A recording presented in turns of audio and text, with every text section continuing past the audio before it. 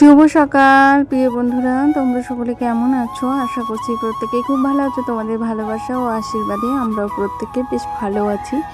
তোমাদের সবাইকে আমার আরও একটি নতুন ভিডিওতে অনেক অনেক স্বাগত। আশা করছি আজকের ভিডিওটা তোমাদের খুব ভালো লাগবে।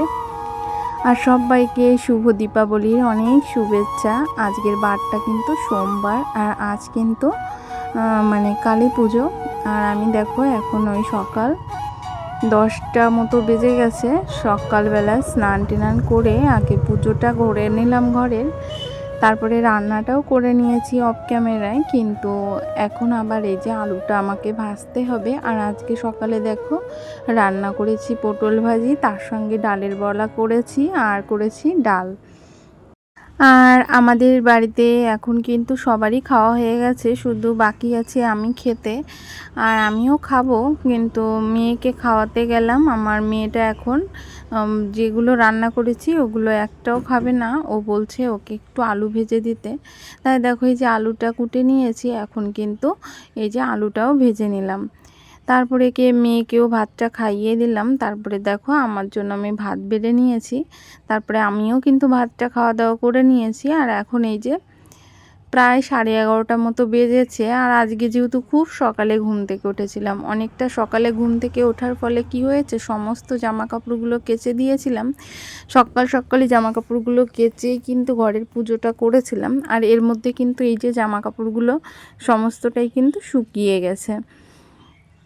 আর জামা কাপড়গুলো যেহেতু শুকিয়ে গেছে, আর এখন কিন্তু আমার সোনা মেয়েটাও কিন্তু ঘুমোচ্ছে, তাই ভাবলাম জামা কাপড়গুলো একেবারে তুলে ফেলি, তারপরে আমিও ওর সঙ্গে একটু রেস্টে নেব। জামা কাপড় কেচেছিলাম, তার মধ্যে আগের দিনেরও কিছু জামা কাপড় ছিল, সেগুলোও কিন্তু রোদ্রে মেলে দিয়েছিলাম। এখন সমস্ত জামা কাপড়গুলো ঘরে তুলে নিয়ে একটা পাশে রেখে দেব। তারপরে আগে আমি একটু বিশ্রাম নেব, তারপরে উঠে আবার কাজ করব।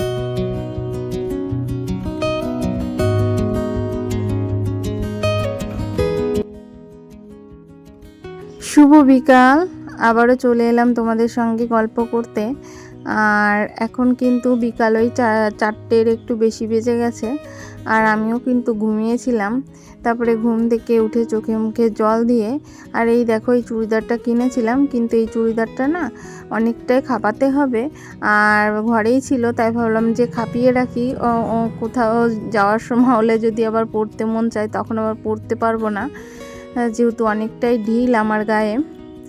আর চুড়িদারটা অনেক কদিনই এনেছি, ঘরেই পড়েছিল, খাপানো হচ্ছিল না। তাই ভাবলাম যে না, এখন হাতে অনেকটা সময় আছে, এখনই চুড়িদারটা খাপিয়ে নিই। আর আজকে আমার মাম্মাম বড় লম্বা একটা ঘুম দিল, অনেকটা সময় ঘুমিয়েছে জানো দুষ্টুটা। আজকে দুষ্টুটার ঘুম কিছুতেই ভাঙছে না। আমিও ঘুম থেকে উঠে গেছি, ও তারপরেও ঘুমিয়ে আছে। তারপরে যাই হোক, এই যে মেশিনে বসেছি।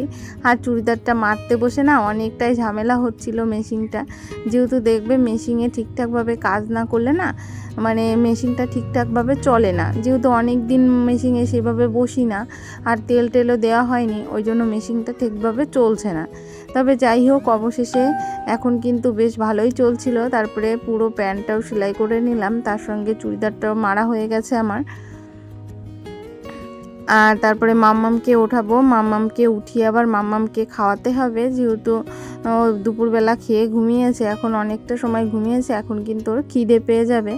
আর চুড়িদারটা দেখো আমি পরেছি, চুড়িদারটা আমার ভীষণই পছন্দ হয়েছে।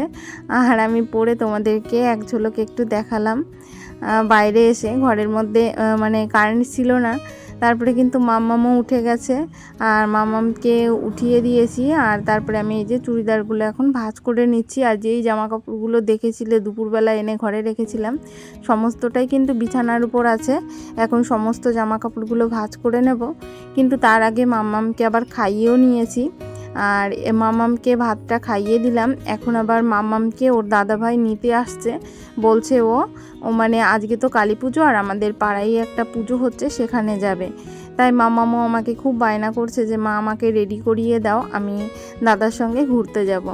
আর দুষ্টুটাকে সকালবেলা আলতা পরিয়েছিলাম জানো, ওর আলতাটা উঠে গেছে, তার জন্য ওর রাগ হচ্ছে। তাই আমি আবার বলছি আয় আমি এখন আবার তোকে পরিয়ে দিই। যেহেতু আজকে মা কালীর পুজো, আমিও আলতা পরেছিলাম, আর আলতা পরতে আমার ভীষণই ভালো লাগে, কিন্তু ইদানিং সেভাবে পরা হয় না। কেন বলো তো, আমার না আলতা পরলে পা ফেটে যায়, আর পা ফাটলে পারে দেখবে আলতা পরলেও ভালো দেখা যায় না। আর আমার দুষ্টুটাকে সুন্দর করে আলতা পরিয়ে দিচ্ছি, ওকে আলতা পরালে আমার ভীষণই ভালো লাগে। তবে ও খুব না সাজতে চায়, আর ওদিকে ওর দাদাও চলে এসেছে ওকে নিতে, মানে ছোটদার সঙ্গে যাবে, আর ওখানে ওর বড়দা আছে। আর দুষ্টুটা বলছে দাঁড়া, দাদাকে বলছে দাঁড়া আমি একটু রেডি হয়ে নিয়ে আমার মা আমাকে আলতা পরিয়ে দিক, তারপরেই আমরা যাব, ঠিক আছে। আর এখানে খুব স্পিডে দিয়েছিলাম, কথার ভয়েসটা ভালো শোনা যাবে না, ওই জন্য আমি মুখেই বললাম। আর তোমরা বলো তো আমার মেয়েকে আলতা পরে কেমন লাগছে। তবে যাই হোক, এর মধ্যে কিন্তু আমি সমস্ত জামা কাপড়গুলো অফ ক্যামেরায় ভাঁজ করে নিয়েছি, আর বিছানাটাকেও সুন্দর করে তুলে নিয়েছি। এখন কিন্তু 6:30 বেজে গেছে, আর এখন তো জানোই বেলাটা অনেকটা ছোট হয়ে গেছে, আর এখন কিন্তু সন্ধ্যাও লেগে গেছে, আর ঘরের সন্ধ্যা প্রদীপও দেখানো হয়ে গেছে। তারপরে কিন্তু সন্ধ্যা প্রদীপ দেখিয়ে আমি এই যে এখন এই যে আমার ছোট্ট আলনাটা কিন্তু সুন্দর করে গুছিয়ে নিচ্ছি। আর আলনাটার মধ্যে না জামা কাপড়গুলো যদি গোছানো থাকে না, দেখতে কিন্তু ভালো লাগে, আর আলনাটা যদি অগোছানো থাকে দেখতে কিন্তু বড্ড খারাপ লাগে। ঘরে ঢুকলে প্রথমত বিছানাটা যদি ফিটফাট থাকে আর আলনাটা যদি গোছানো থাকে, তাহলে কিন্তু ঘরটা অনেকটাই পরিপাটি লাগে। তবে যাই হোক, তোমাদের সঙ্গে কথা বলতে বলতে এখন কিন্তু আলনাটা সুন্দর করে গুছিয়ে নিলাম।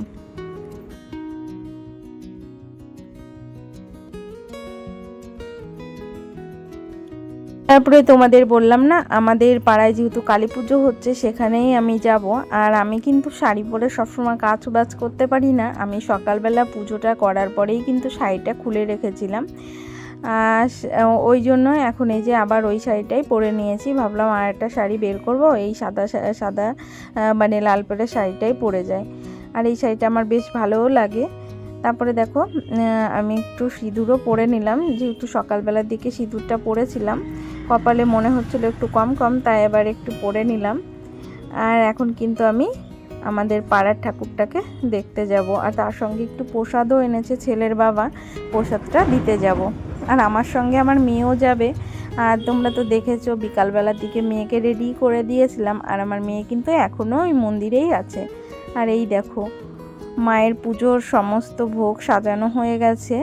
তারপরে মাকে দেখে মেয়েকে নিয়ে আবার বাড়ি চলে আসলাম, যেহেতু কালী পুজো, আর কালী পুজোর রাতে বাড়িটা একটু আলোয় আলোকিত করব না, তাই কখনো হয়। তাই দেখো এই যে কিছুটা মোমবাতি কিনে এনেছে, তার সঙ্গে অনেকগুলো প্রদীপও কিনে এনেছে। কিন্তু দুঃখের বিষয়, প্রদীপগুলো কিনে এনেছে, প্রদীপগুলো কিন্তু সমস্ত প্রদীপগুলো ভালো ছিল না, কিছুটা প্রদীপ কিন্তু ছিদ্র ছিল।